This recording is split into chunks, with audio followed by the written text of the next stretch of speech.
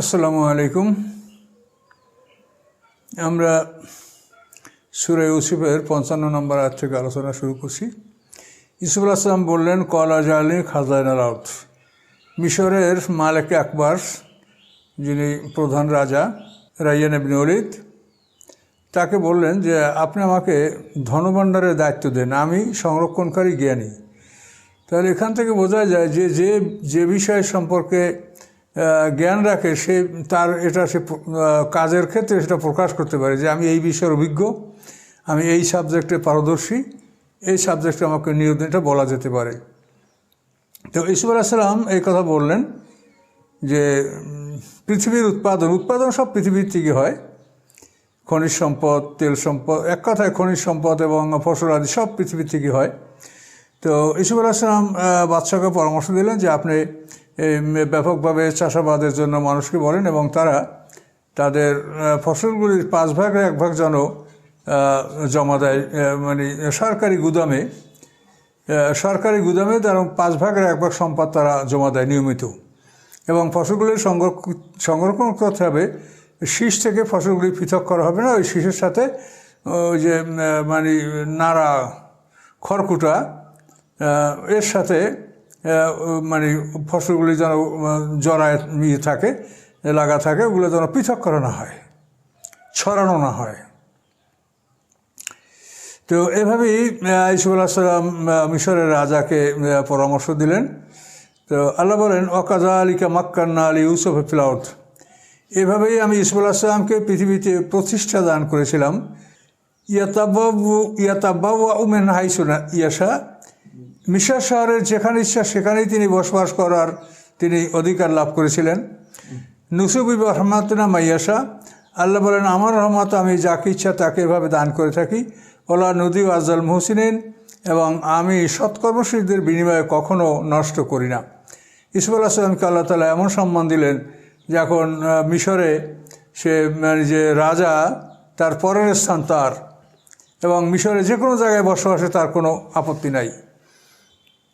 তো মিশরের রাজা তাকে 1 বছর কাছে রাখলেন এবং 1 বছর পর্যন্ত তার সাথে আলাপ আলোচনা এবং ইউসুফ আলাইহিস সালামের জ্ঞান বিজ্ঞান, মানে তার যে জ্ঞান বুদ্ধি বিভিন্ন রকম বিবেচনা, এটি 1 বছর ইউসুফ আলাইহিস সালামকে কাছে রাখার পরে 1 বছর পার হয়ে যাওয়ার পরে তিনি তার যে উজির ছিল কেতফির, সে উজিরকে তার পদ থেকে বরখাস্ত করলেন এবং ইউসুফ আলাইহিস সালামকে সেই পদে বহাল করলেন। বহাল করার পর ইউসুফ আলাইহিস সালাম মানে যেভাবে নিয়মতান্ত্রিকভাবে সিংহাসনে বসা, সেইভাবে ইউসুফ আলাইহিস সালামকে সাজিয়ে পোশাক দিয়ে তাকে মানে প্রধানমন্ত্রীর পদে তাকে বসানো হলো। এবং এই ঘটনার পরপরই কোনো এক রাতে হঠাৎ কেতফির মারা গেল।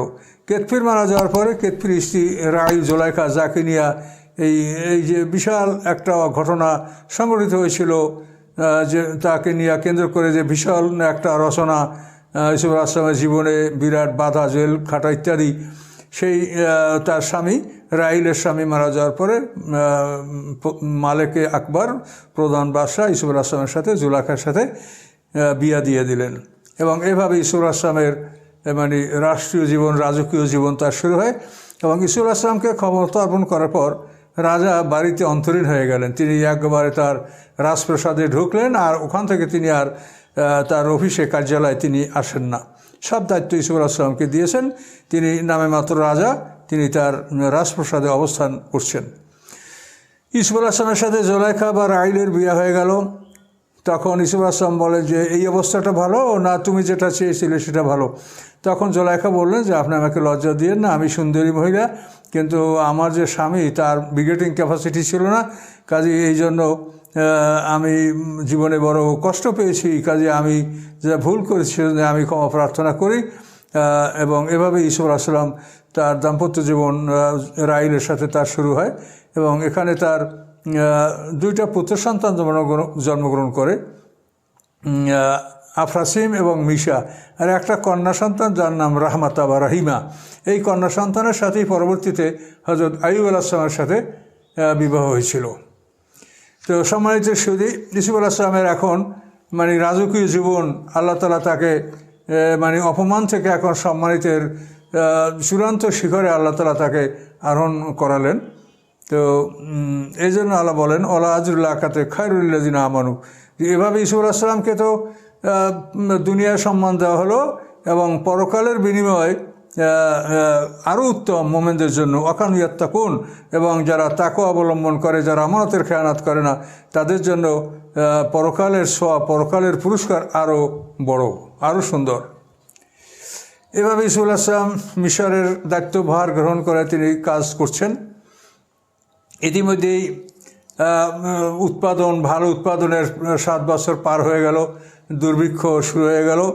এই দুর্ভিক্ষ শুরু হওয়ার পরপরই আস্তে আস্তে দুর্ভিক্ষের প্রভাবটা চতুর্দিকে ছড়ায় পড়তে লাগলো। দুর্ভিক্ষের প্রভাব আস্তে আস্তে মিশর, তার থেকে আস্তে আস্তে সুগারবেন এরিয়া, মানে সর্বত্র দুর্ভিক্ষ ছড়ায় পড়তে লাগলো। এরপরে ঘটনা অজা এখওয়াতু ইউসুফ ফাদাখালু আলাইহি ফাআরাফাহুম ওহুম লাহু মুনকিরুন। ইউসুফ আলাইহিস সালামের ভাইরা মিশর থেকে সিরিয়ায় বসবাস করেন, সিরিয়ার নিম্নভূমিতে তারা বসবাস করতেন। তো সে অঞ্চলে দুর্ভিক্ষ ছড়িয়ে পড়েছে। তো ইউসুফ আলাইহিস সালামের পিতা ইয়াকুব আলাইহিস সালাম তিনি সন্তানদেরকে বললেন যে আমরা খবর পেয়েছি যে মিশরে প্রচুর খাদ্য মজুদ আছে এবং রেশনে অল্প মূল্যে খাদ্য সরবরাহ করা হয়, তো তোমরা মিশরে খাদ্য সংগ্রহের জন্য তোমরা যাও, ছেলেদেরকে আদেশ করলেন। পিতার আদেশে ছেলেরা রওনা হয়ে আসলো। তো তাফসীরকাররা বলেন যে ওরা 10 ভাই, ইহুদ নবীরা 10 ভাই আর বিনিয়ামিন। তো এখন ইয়াকুব আলাইহিস সালাম বিনিয়ামিনকে তাদের সাথে যেতে দিলেন না, বরং তার জন্য একটা খালি উট তাদের সাথে দিয়ে দিলেন। বললেন যে মিশরের রাজাকে বলবে যে আর এক ভাই আছে বাবার সেবায়, বাবার যত্নে আছে, সে আসে নাই, তার জন্য এই উটে রেশন দেওয়ার জন্য আমার আব্বা অনুরোধ করেছেন। তো এভাবেই ওরা 10 ভাই, ওদের অঞ্চলটা সিরিয়ার নিম্নাঞ্চল, যাকে কেনান বলা হয়। তো 8 দিনের রাস্তা মিশর থেকে। ইউসুফ আলাইহিস সালামের ভাইয়েরা আসলো, ফাদাখালু আলাইহি, তারা ইউসুফ আলাইহিস সালামের রাজদরবারে প্রবেশ করলো। ফাআরাফাহুম, ইউসুফ আলাইহিস সালাম তাদেরকে চিনতে পারলেন। ওহুম লাহু মুনকিরুন, এবং তারা ছিল তাদের ব্যাপারে মুনকিরুন, মানে যাকে তারা চিনতে পারছিল না। তাদের কাছে ইউসুফ আলাইহিস সালাম ছিল অচেনা ব্যক্তি। তো এরা ঢোকার পরে ইউসুফ আলাইহিস সালাম চিনতে পেরেছেন।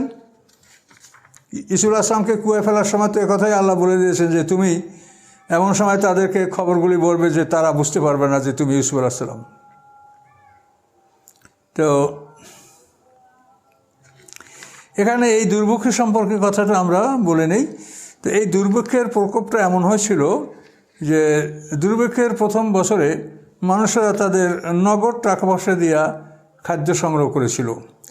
দ্বিতীয় বছর মানুষেরা তাদের গহনাগাটি, জিওর, স্বর্ণ এগুলি দিয়ে তারা খাদ্য সংগ্রহ করেছিল। তৃতীয় বছর তারা তাদের পশু সম্পদ, গরু, ঘোড়া, উট, গাধা এগুলি বিক্রি করে তারা খাদ্য সংগ্রহ করেছে। চতুর্থ বছরে তারা তাদের দাসদাসী বিক্রি করে তারা খাদ্য সংগ্রহ করেছে। পঞ্চম বছরে তারা জমি জমা এগুলি বিক্রি করে তারা খাদ্য সংগ্রহ করেছে। ষষ্ঠ বছরে তারা সন্তানদেরকে বিক্রি করেছে, যে সন্তানকে একে গোলাম করে রাখা হোক, এদের বিনিময়ে আমাদের খাদ্য দেন। সপ্তম বছরে তারা আসে, তাদের আর কিছুই নাই, তারা বলছে আমাদেরকে গোলামের খাতায় আমাদের নাম লিখে নেন এবং আমাদেরকে এর বিনিময়ে খাদ্য দেন, আমাদের এমন কিছু নাই যা আমি দেব। তো এইভাবে যখন তারা আসলো, তো রাজার কাছে ইউসুফ আলাইহিস সালাম পরামর্শ করলেন। রাজা বললেন যে আপনি যা ভালো মনে করেন তাই করেন।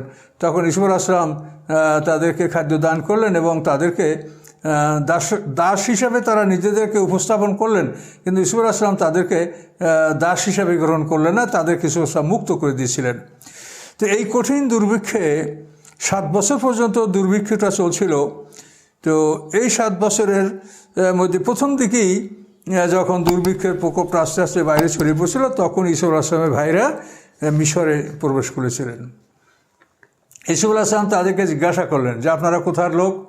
যে আমরা কেনানের লোক। বলে আপনারা আমার দেশে আসছেন আমার দেশের গোপন তথ্য সংগ্রহ করার জন্য? আপনার অপরিচিত লোক এই আমার শহরে কেন ঢুকেছেন?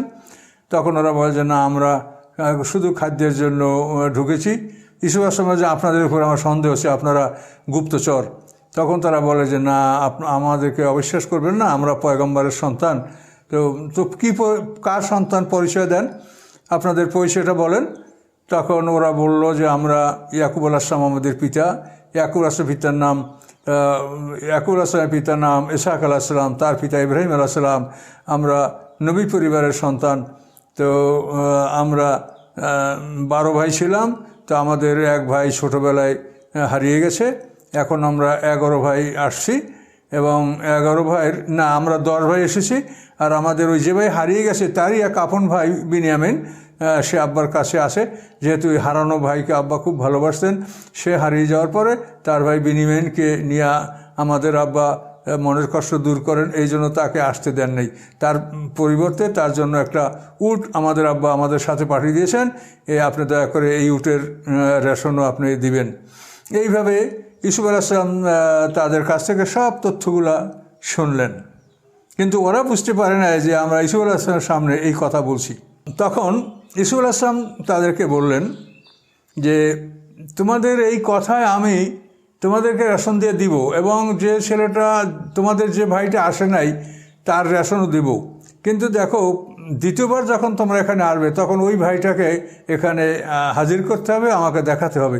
যদি তোমরা দেখাতে ব্যর্থ হও তাহলে আমি মনে করবো তোমরা মিথ্যাবাদী, তোমরা এ দরবারে কোনো স্থান পাবে না, আর কোনো রেশনও তোমরা পাবে না। কাজেই তোমরা জেনে রাখো যে পরবর্তীতে তোমাদের যেভাবে অনুপস্থিত বিনিয়ামিন তাকে অবশ্যই তোমরা উপস্থিত করবে। ওলাম্মা জাহাজাহম বে জাহাজহিম, ইউসুফ আলাইহিস সালাম যখন তাদের পণ্যগুলি প্রস্তুত করে দিলেন, পণ্য প্রস্তুতের জন্য চাকরদেরকে আদেশ দিলেন, কলা তখন তিনি বললেন উতুনি বি আখিল্লাকুম মিন আবিকুম, তোমরা তোমাদের পিতা হতে তোমাদের ভাইকে নিয়ে আসবে। আল্লাহ তারাওনা ইন্নী উফিল কায়লা, তোমরা দেখো না যে আমি পরিপূর্ণভাবে তোমাদেরকে রেশন দান করছি। ওয়ানা খায়রুল মুনজিলিন, এবং আমি উত্তম অতিথি পরায়ণ অতিথি সেবক, আমি সুন্দরভাবে তোমাদের অতিথি সেবা করছি এবং ঠিকভাবে পরিমাণ মতো, মানে প্রত্যেকটা উঠে 1 অসাক, 3.5 100 60 1 অসাক। তো এই 1 অসাক পরিমাণ মানে 5 মণের কিছু বেশি, এই 1 অসাক পরিমাণ খাদ্য প্রত্যেক আগন্তুক প্রত্যেক মানুষ যারা আসতো তাদেরকে 1 অসাক পরিমাণ খাদ্য দেওয়া হতো। অসাকের হিসাবটা হলো 3.5 100 60 1 অসাক, যেমন নেসফে সা আমরা রোজার ফেতরা দিয়ে থাকি, ওই সা। এখন ইউসুফ আলাইহিস সালাম কথাটা আরও পাকাপাকি করছেন। ফাইল্লাম তাতুনি বিহি, যদি তোমরা তাকে না নিয়ে আসো, অর্থাৎ তোমাদের অনুপস্থিত ভাই বিনিয়ামিন তার রেশন দিয়ে দিলাম, কিন্তু যদি তোমরা তাকে আমার কাছে না নিয়ে আসো, ফালা কায়লা লাকুম ইনদি ওয়ালা তাকরাবুন, তাহলে এখানে তোমরা খাদ্যও পাবে না এবং এই দরবারে তোমরা কাছেও আসতে পারবে না, এই দরবার থেকে তোমাদেরকে দূরে তাড়িয়ে দেওয়া হবে। কাজেই তোমরা তোমাদের ভাই বিনিয়ামিনকে নিয়ে আসবে। এভাবে তো ওদেরকে বললেন। আর এদিকে ইউসুফ আলাইহিস সালাম তার কর্মচারীদেরকে কী বললেন? অকল আলে ফেতিয়ানিহি, ইউসুফ আলাইহিস সালাম তার যুবকদেরকে বললেন, যারা কর্মচারী, যারা এই রেশন সরবরাহ করে তাদেরকে বললেন, এজালু বেদাতুম ফি রেহালিম, তাদের খাদ্যের মূল্য তাদের মাল আসবাবের মধ্যে রেখে দাও। তারা যে খাদ্যের মূল্যটা দিছে তাদের মাল আসবাব সামানের মধ্যে মূল্যটা ফেরত দাও, ওর মধ্যে রেখে দাও। কেন? লাল্লাম ইয়ারিফুনহা, সম্ভবত তারা চিনতে পারবে যে এটা তাদের খাদ্যের মূল্য। এজম কালাবুল হালিম, যখন তারা তাদের পরিবারের কাছে ফিরে যাবে তখন এটা চিনতে পারবে। লাল্লাম ইয়ারজিউন, এবং সম্ভবত তারা এখানে ফিরে আসবে। তো এটার কারণ হলো যে দুর্ভিক্ষের কারণে হয়তো অর্থ করে নাও থাকতে পারে, বাড়ি যাবে, কোথায় টাকা পাবে, কীভাবে আসবে, এই জন্য এই 1 চালানের টাকা তাদের ফেরত দেওয়া হলো। বাড়ি গেলে এই টাকা নিয়ে তারা আবার দ্রুত আসবে, তখন বিনিয়ামিনকে হয়তো নিয়ে আসবে। আর এটাও সম্ভাবনা যে তারা নবী পরিবারের লোক, তারা যখন দেখবে যে আমাদের টাকা ফেরত দেওয়া হয়েছে, আমাদের পণ্যের মূল্য দেওয়া হয় নাই, তখন এই পণ্যের মূল্য পুনরায় ফেরত দেওয়ার জন্য হয়তো তারা আমার কাছে আসবে। এই জন্য ইউসুফ আলাইহিস সালাম কৌশলগতভাবেই তাদের যে রেশনের মূল্যটা, এটা তাদের মাল সামানার মধ্যে ইউসুফ আলাইহিস সালাম ফেরত দিয়েছিলেন, চাকরদেরকে নির্দেশে সেভাবে ফেরত দেওয়া হয়েছিল। ফালাম্মা রাজাউ ইলা আবিহিম, অতঃপর যখন তারা তাদের পিতার কাছে গেল, কলু তোরা বলল, ইয়া আবানা, হে পিতা, মনে আমেন্নার কাল, আমাদেরকে খাদ্য না দেওয়ার সিদ্ধান্ত গ্রহণ করা হয়েছিল, আমাদেরকে খাদ্য দেওয়া হতে নিষেধ করা হয়েছিল। কেন? যে আমাদেরকে সে বিশ্বাস করেছে।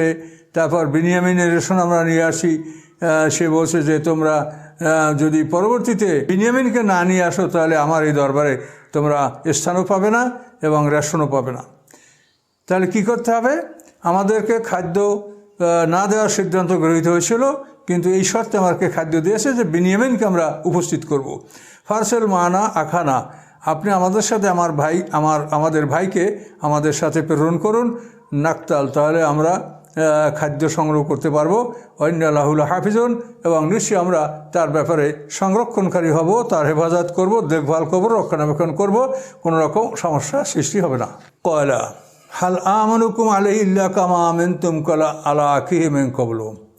ইয়াকুব আলাইহিস বললেন যে তার ব্যাপারে তোমাদেরকে আমি ওভাবেই বিশ্বাস করছি যেভাবে এর আগে আমি তার ভাই ইউসুফ আলাইহিস ব্যাপারে তোমাদেরকে বিশ্বাস করছিলাম, যে সেখানেও আমার বিশ্বাসের মধ্যে দুর্বলতা ছিল, মনে দুশ্চিন্তা ছিল। কাজে এর ব্যাপারেও তোমাদেরকে ওভাবে বিশ্বাস করছি যে আমার অন্তরে দুর্বলতা এবং সন্দেহ এটা আমার অন্তরে বিরাজ করছে। তো তারপরে তিনি বললেন, ফাল্লাহু খায়রুল হাফেজা, আল্লাহই উত্তম সংরক্ষণকারী, হেফাজতকারী, হুয়া আরহামুর রাহিমিন, তিনি সমস্ত দয়াবানের উপরে বড় দয়াবান। কাজে আমি আমার সন্তানকে হেফাজত করে আমি তাকে রক্ষা করতে পারবো না, রক্ষা করার মালিক একমাত্র আল্লাহ।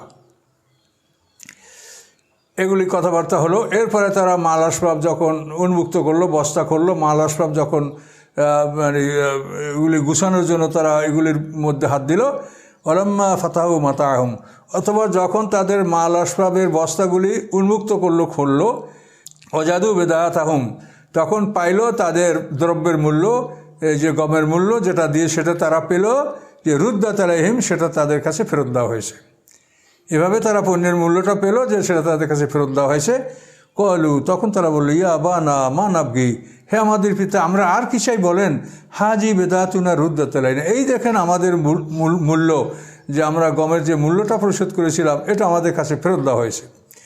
কাজেই নামিরু আহলানা, আমরা আমাদের পরিবারের জন্য খাদ্য সংগ্রহ করব, নাহফাজু আখানা, ভাইকে সংরক্ষণ করব, ও নাজদাদু কায়লা বাইর, এবং একটা উটের মানে খাদ্য আমরা বেশি নিয়ে আসতে পারবো। বিনিয়ামিন গেলে তো আমরা 11টা উটের খাবার, 11টা পরিবারের খাবার আমরা নিয়ে আসতে পারবো। জালিকা কায়লুন ইয়াসির, এবং এটা হবে খুব সহজেই খাদ্য সংগ্রহ। বনিয়ামিনকে নিয়ে গেলে খুব সহজেই আমরা এভাবে 11টা উটে করে রেশন নিয়ে আমরা খাদ্য সামগ্রী নিয়ে আসতে পারবো খুব সহজেই।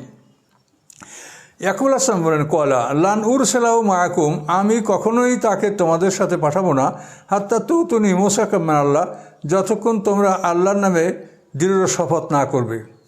আল্লাহর নামে দৃঢ় শপথ করে বলবে যে আমরা তার ব্যাপারে খেয়ানত করব না, তাকে আমরা হেফাজত করব।